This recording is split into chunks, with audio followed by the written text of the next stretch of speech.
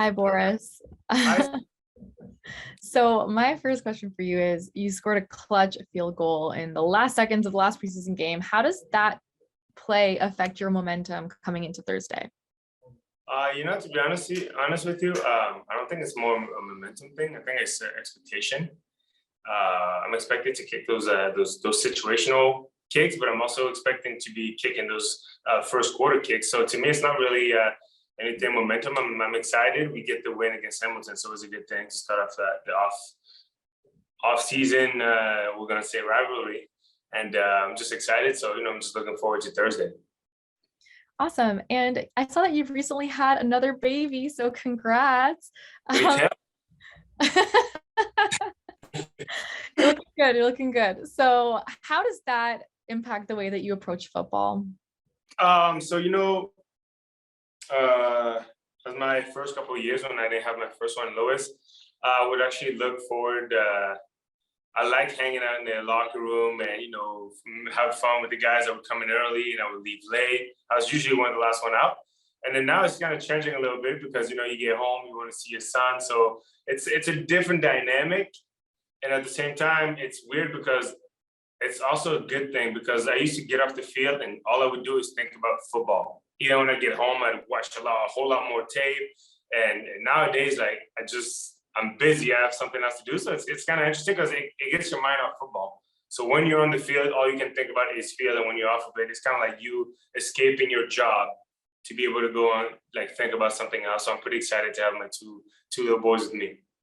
Nice. And does your other son, Lewis, does he know what his dad does? Does he have an understanding? So Lewis knows. Lewis knows whenever we put the TV on, if he's at the stadium, he'll see me. He's almost 2, so he'll understand. The second one, Logan, is only a month old. So right now, I don't even know if he can see yet. He's probably starting to be able to differentiate colors and stuff. So we're not there yet. He hasn't even been to the field yet. So we'll see how it goes this year. No, sounds good. Sounds like Lewis is on his way to join the team soon. Oh, yeah, we'll work that if needed. He'll go wherever he wants to go. So I'm just excited. Great. And I wanted to talk to you. So you're born in France and you played in Quebec, and then you're playing the Alouettes this weekend for the first game. Does that give you any sort of advantage in your mind over, for this next coming game? So I would have told you that last year because obviously I was traded out and it was my first game against them last year. But this year, I'm looking at it more as a Eastern opponent. And we know that those games are, especially the Eastern games, are very important. Every game is very important, but the Eastern games are very important because it's a chance for us to go +4 and them to go -4. So obviously I'm looking forward to every game, but the Montreal games are always just a little bit more special for sure.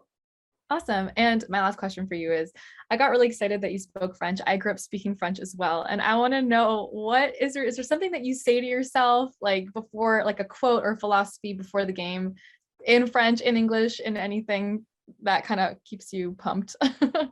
Well, to be honest, I try not to be pumped. I try to be more flatline, to be honest with you, because I can't go through the emotion of the game because it's too much up and down. And then I just got to be able to be flatline because until the last quarter, the last play of the last whistle, I could be called up. So if I'm too high, if I'm too low, it's not going to be good for me. So I usually try to stay flatline. But the only thing I can give you is I try to just think.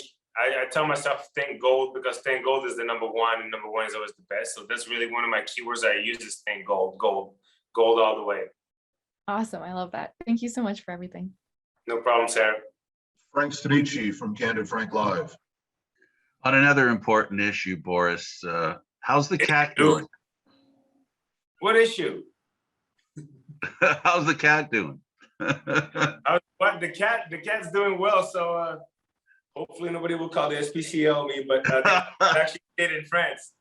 That's my in-laws, so she's actually living her best life right now. She's at our hunting house in the kind of like outskirts of like in France. So we're kind of like in the deep woods, and she is living her best life. She has the automated food giver.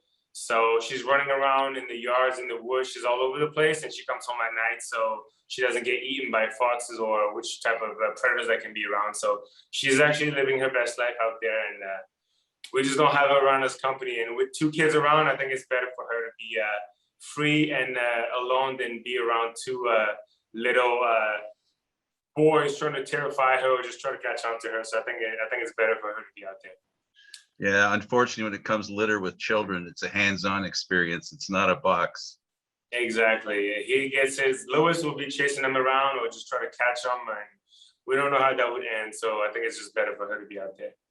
The last thing I want to ask you about is your kicking, and we heard a little bit about you being flatlined. In other words, you don't like to be too high, too low. You want to be on an even keel when you get onto the field. Yeah. I'm going to ask the same question that Sarah tried asking, and I'll ask it in a different way. The moment you're kicking the ball, what do you think? Nothing. Same answer, Sarah. Yeah, no. So like, anything, and I think I've mentioned this before in an interview, but like, I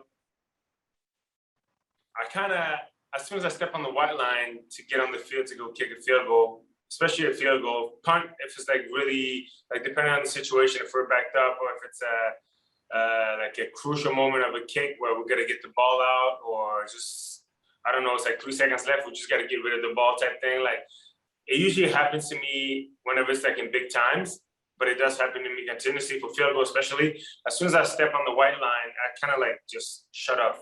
You put in so many hours in the off season to do that one movement, which is kicking a field goal, punting, or kicking off, that I just literally shut myself down. I just go in, I just let my body go through the motion of kicking the field goal, and I kind of like reconnect with earth, if I could say it, as soon as like the ball's off my foot.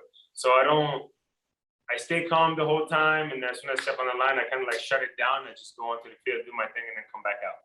How important for you was it the hash marks got moved closer together? So it's actually interesting because you're making it a little closer. So for field goal, obviously, you're going to be kicking the ball at a less aggressive angle, but for punting, it's a little tougher because you're going to have to open up your angles a little bit more to be able to help out your cover team making their way down. So if you want to be in sync with your cover team, you want to give them the most. You want to give the return team the least amount of space to be able to return. So if you put them closer to the sideline, it's just a better kick. It's a better kick location for your cover team to go down. If you kick the ball straight down the field, all of a sudden you're opening up 65 or 68 yard of large for the field. And it's just easier, especially with the returns that are out there now. Like they can go to the field, to the boundary, and to the middle. So the more you put the ball outside numbers and to the sideline, the easier it is for our cover team to make the plays. Thanks for doing this. Really appreciate it. Good luck. And kickers are very important, it seems, early in the season. For sure. I mean, we don't get mentioned a lot, and it's either you're doing good or you're doing bad. But I truly think that in the CFL, special team is very, very, very big, and it can be momentum swings, or it's just really a third of the football game.